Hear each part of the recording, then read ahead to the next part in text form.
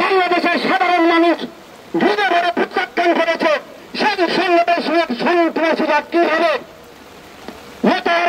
ভবনে 8টি ককটেল নজির লেগেছে এবং একই সাথে মুদি হলের গেট সংলগ্ন গেটে বোমা নিক্ষেপ করেছে, যা এই ভূতি তত্ত্বাবধায়ক তথা বিশ্ববিদ্যালয় প্রশাসনের পুরোপুরি ব্যস্ততা।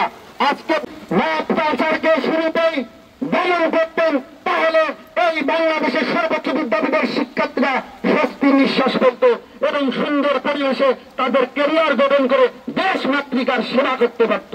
কিন্তু আপনি ব্যর্থ হয়েছেন।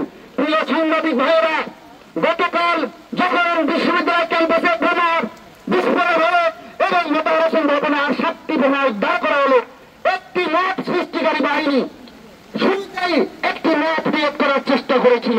তারা আসন্ন ডাকসু নির্বাচন কেন্দ্র করে এই বোমা বিস্ফোরণের ঘটনাকে ছাত্র দলের নাম জড়িয়ে ফেলে উল্টা পাল্টা একটা মত কালচার সৃষ্টি করার চেষ্টা করেছিল, যেমনটি করেছিল সাম্য হত্যাকাণ্ডের পরবর্তী সময়ে। আমরা ঢাকা বিশ্ববিদ্যালয়ের প্রত্যেককে, ঢাকা বিশ্ববিদ্যালয়ের প্রশাসনকে দায়িত্বহীন কণ্ঠে বলবো, এরা কারা আপনারা এদের খুঁজে বের করেন, এই মত সৃষ্টিকারীদের খুঁজে বের করেন, তাহলে আপনারা বের করতে পারবেন আসলে ক্যাম্পাসকে অস্থিতিশীল পরিস্থিতি সৃষ্টি করার পায় তারা করছে কারা। গতকালকে কি মাননীয় ভিসি নিয়াজ খান ভ্রমণটিত করেছেন, আপনি অযোগ্য, তাই আমরা বাংলাদেশ জাতীয়তাবাদী ছাত্র দল মনে করি আপনি স্বপদে বহাল থাকার নৈতিক ভিত্তি হারিয়ে ফেলেছেন।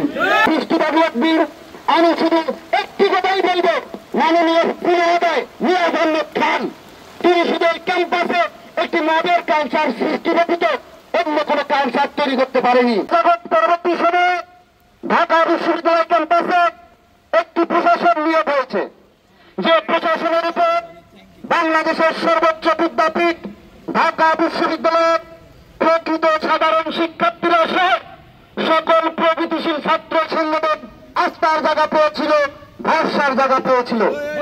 ছাত্রদল ঢাকা বিশ্ববিদ্যালয় প্রাঙ্গণে, বিশেষ করে ঢাকা বিশ্ববিদ্যালয়ের আবাসিক হলগুলোতে এখনো ছাত্রলীগের বিচরণ রয়েছে, হলে হলে শিক্ষার্থীদের নির্যাতনকারীদের অবস্থান রয়েছে।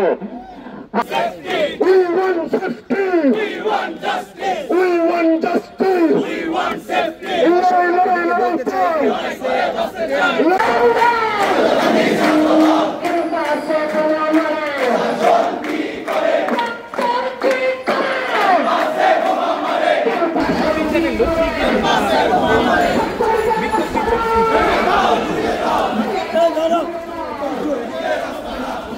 For more updates, follow us on Facebook, subscribe our YouTube channel, get the latest update on www.daily-sun.com.